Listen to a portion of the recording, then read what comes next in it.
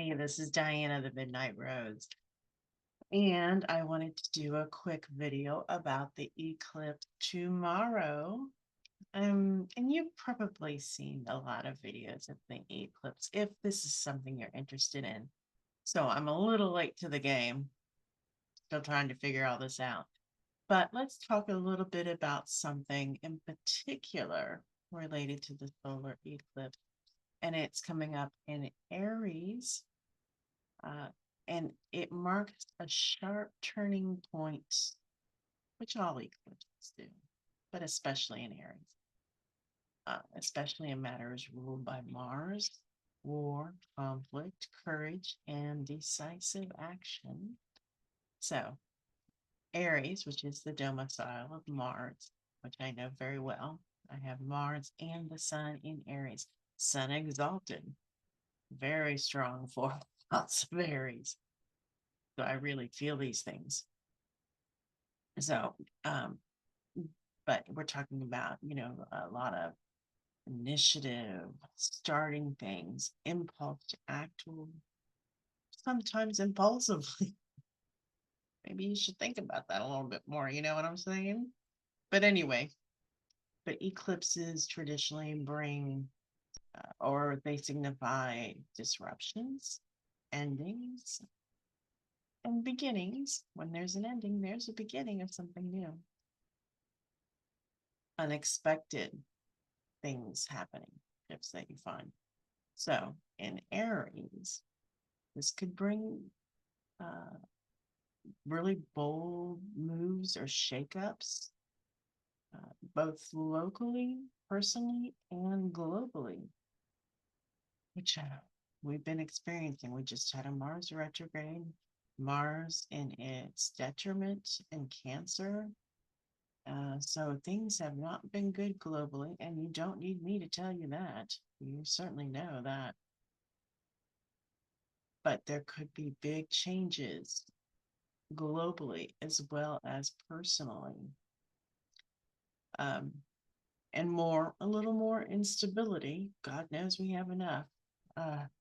We just saw Canada's prime minister say yesterday that basically the friendship and the ally with us allies with the US is over,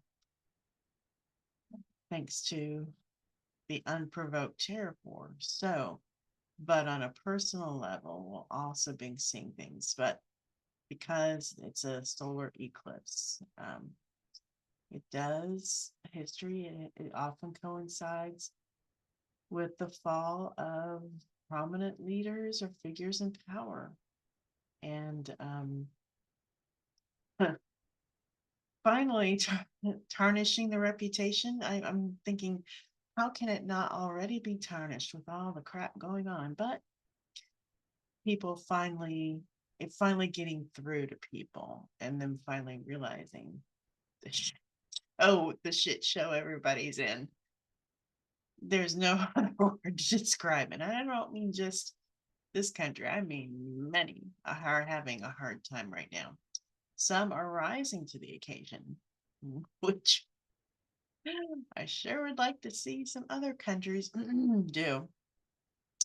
But so um, there might even be themes of, on a personal level, that you're wanting to break free of old patterns, reinvent yourself, so to speak. Although not, hopefully not as much as some people do. I immediately start thinking of Madonna. Oh my Lord, she reinvented herself again and again and again. Some reinvention is a good thing. Sometimes you can take it a little overboard. You know what I'm saying? So anyway, so um, but this is often when we would see kings or rulers, kings, or people who think they're kings, have a fall. Finally, hopeful. I have to laugh or I'd be crying. So,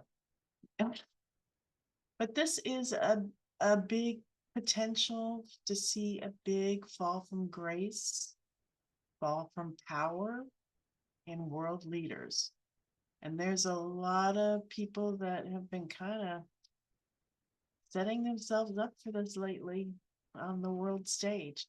And the eclipse just might deliver. So we do need a shakeup.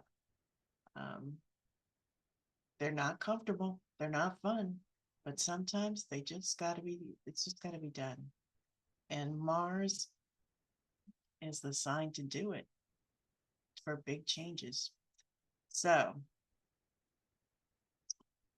we're just hoping that things aren't too abrupt, not too disruptive in a negative way. We want disruptions to lead to something positive. And believe me, Mars is the guy to do that too. He has a way of stirring up shit, but it's to teach you a lesson, it's to make things better. Mars gets really maligned, and I'm actually writing about that. Mars um Mars is clearing the way for something better 90% of the time, and he does not ask permission. He's going to do what he's going to do. So this is going to be very swift, very abrupt, probably. I'm thinking of the Tower card in tarot. If you are familiar with the Tower card, God help you. I'm familiar. Um, but it's a swift fall from grace with this eclipse. But there's always lightning, enlightenment, inspiration, something that comes out of it. So hopefully that's what we'll see. That is my prediction. So let's see how that plays out. And eclipses aren't just one day and done. You feel them over several months. So this may be something that you feel over the next several months during what we call the eclipse season. And there's more eclipses coming in September. And so between now and then, it's a cycle of eclipses. So you may not really be feeling it till then. But eclipse coming up, and also right on the heels of that, we have Neptune going into Aries on the 30th, which I've been trying to do a video on. But hey, y'all, it's Mercury retrograde. I can't talk lately. I can't communicate. So hopefully I'll be able to do that either later today or tomorrow and get that up before the actual uh, Neptune going into Aries. So anytime you have an outer planet changing signs, big global disruptions and changes. So dreamy Neptune going into Aries also, there's going to be some fireworks astrologically, predicting astrologically.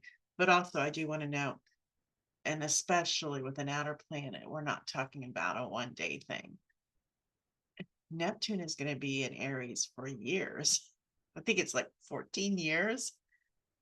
I mean, it'll go in and out at first until it's finally solidly in Aries, thanks to retrogrades. But, we just last year had Pluto go into Aquarius, and it's going to be there for 20 years.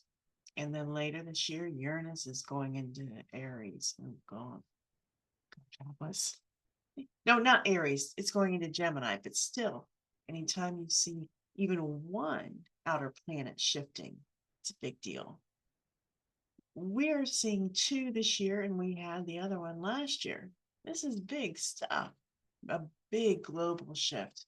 So, anyway, first we're going to kick it off with that eclipse on the 29th of March. So, I believe it happens like at 6:45 in the morning Eastern time.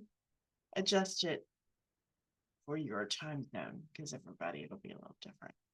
So that's it for this morning. Good luck for the eclipse, and I will see you in the next video. Thank you. Leave feedback. Let me know how I'm doing. and like and subscribe, of course, as the kids say, and the non-kids like me. See you in the next video. Bye bye.